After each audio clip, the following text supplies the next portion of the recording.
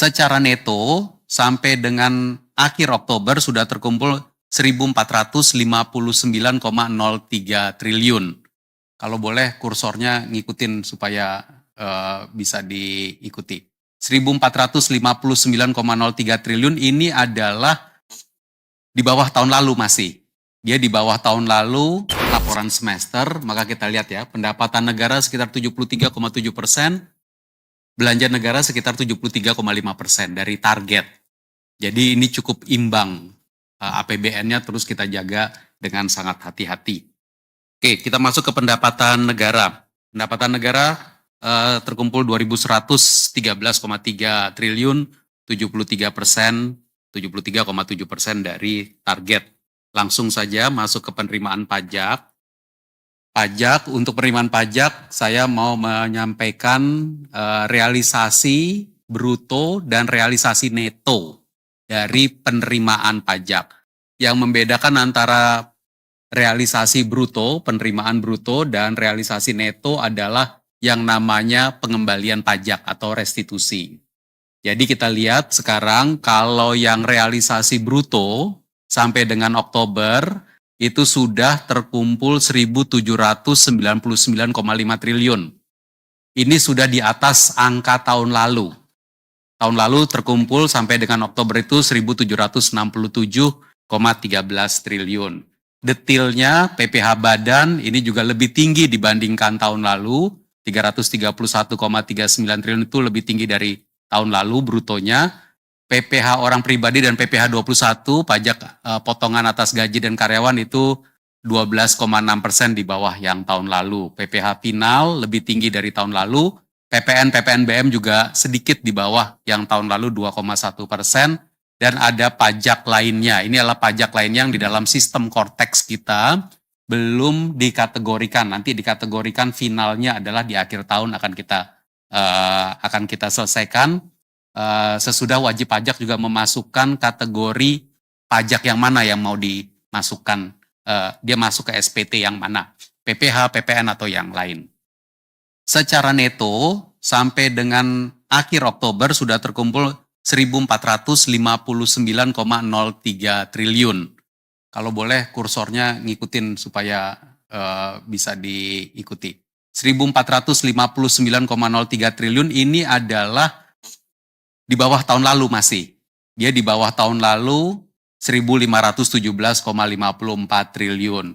Tapi 1.459,03 triliun itu sekitar 70,2% dari outlook Lapsem. Nah, dengan data ini teman-teman media bisa melihat PPh Badan memang secara neto masih negatif. PPh orang pribadi PPh 21 dia juga negatif karena di brutonya juga negatif tadi ya. PPh final, PPh 22, PPh 26 juga negatif, sedikit di bawah yang tahun lalu. PPN, PPNBM ini cukup tinggi, artinya ini restitusinya cukup tinggi di sini. Dan yang lainnya nanti kita kategorikan sesudah komplit SPT-nya oleh para wajib pajak. Kalau kita lihat pajak pertumbuhan year on year di sebelah kanan, bisa kita lihat bahwa sebenarnya pertumbuhan year on year-nya itu relatif positif. Tapi positifnya memang relatif kecil. 0,0 pajak bruto di bulan Oktober tumbuh 0,8% year on year. Dan pajak neto di bulan Oktober juga tumbuh 0,7. Ini mantuman ya Pak Bimo ya. Oke, nanti kalau ada pertanyaan lebih lanjut diklarifikasi. Berikutnya adalah penerimaan kepabeanan dan cukai. Kepabeanan dan cukai sudah terkumpul 249,3 triliun. Ini tumbuh 7,6% di atas tahun lalu dan sudah mencapai 80,3% dari target di laporan semester.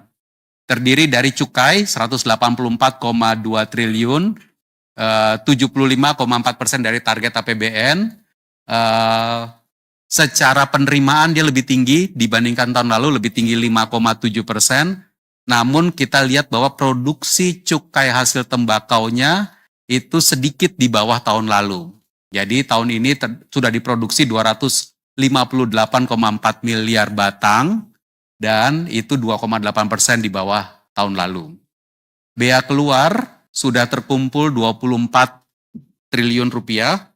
Ini karena kita ada kenaikan harga CPO, tadi ditunjukkan oleh Pak Menteri di depan, harga CPO berfluktuasi tapi ada kenaikan, dan volume ekspor sawit juga meningkat, serta kebijakan ekspor konsentrat tembaga yang sudah kita lakukan Maret sampai September. Bea masuk penerimaannya sudah 41 triliun, 77,5% dari target APBN. Ini kalau kita lihat pertumbuhannya dibandingkan tahun lalu sedikit kontraksi 4,9% di bawah tahun lalu karena penurunan bea masuk dari komoditas pangan dan utilisasi free trade agreement. Saya ingin sampaikan penindakan rokok ilegal di sebelah kanan bawah.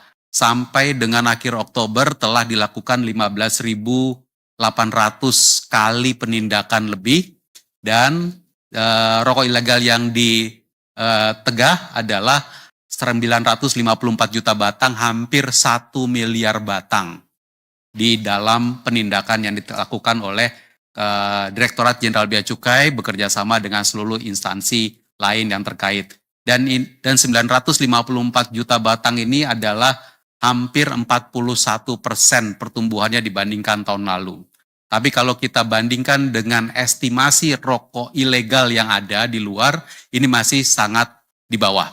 Karena estimasi rokok ilegal itu setidaknya antara 7-10% rokok ilegal beredar di pasaran. Jadi kita akan memperkuat penindakan rokok ilegal ini dilakukan oleh Direktorat Jenderal Bea Cukai bekerja sama dengan seluruh aparat penegak hukum yang lain.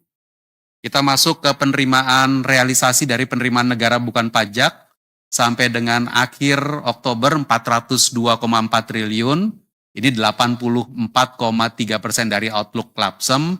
Detailnya ada di situ. Kalau kita lihat pendapatan SDA migas itu terkontraksi 13,2% karena penurunan harga minyak mentah kita dan juga penurunan dari lifting gas bumi.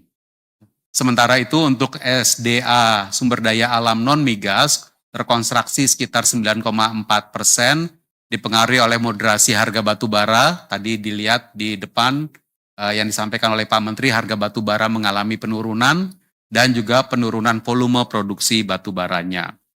Kekayaan negara yang dipisahkan, ini kalau teman-teman media melihat tidak bergerak dari beberapa bulan, karena memang dividen BUMN ini sudah tidak ke APBN, tapi dikelola oleh Danantara. PNBP lainnya, utamanya adalah PNBP yang didapatkan oleh kementerian lembaga, ini tumbuh 17,6% di atas tahun lalu, karena ada beberapa kementerian lembaga yang bisa mengoptimalkan, meningkatkan penerimaan negara bukan pajaknya.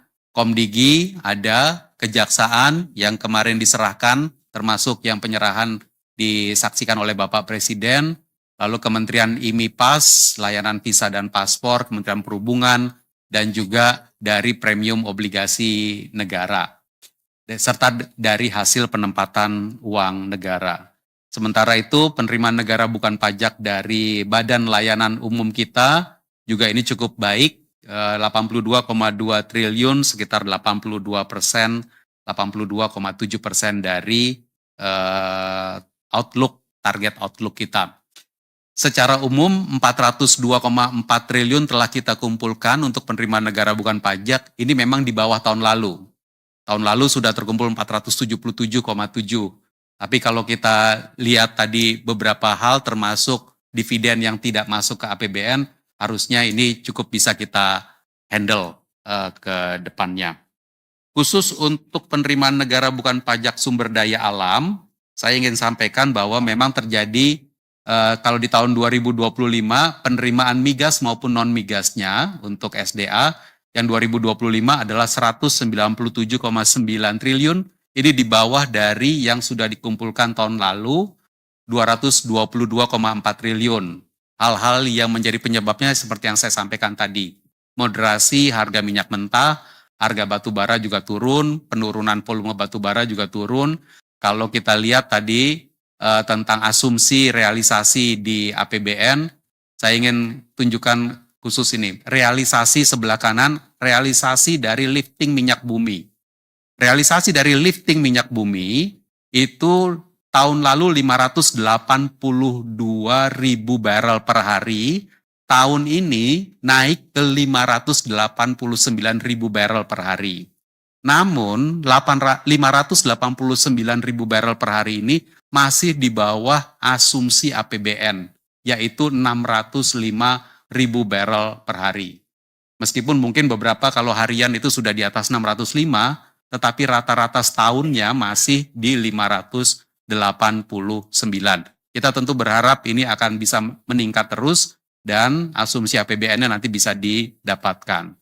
Kalau kita lihat sumber daya alam minerba yang di bawah, HBA itu adalah harga batubara acuan. Kita lihat harga batubara acuan itu di bawah dari yang diasumsikan di APBN. Sehingga ini kalau 2025 $112,5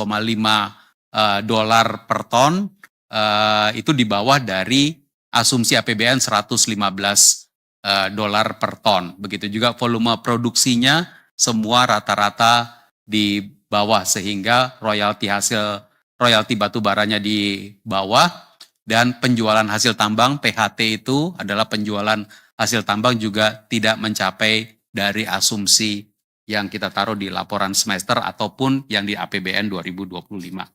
Jadi dari sisi penerimaan, meskipun kita melihat titik-titik resiko, tapi relatively on track, dan ini kan kita sampaikan terus di dalam 2 bulan sisa tahun 2025 ini.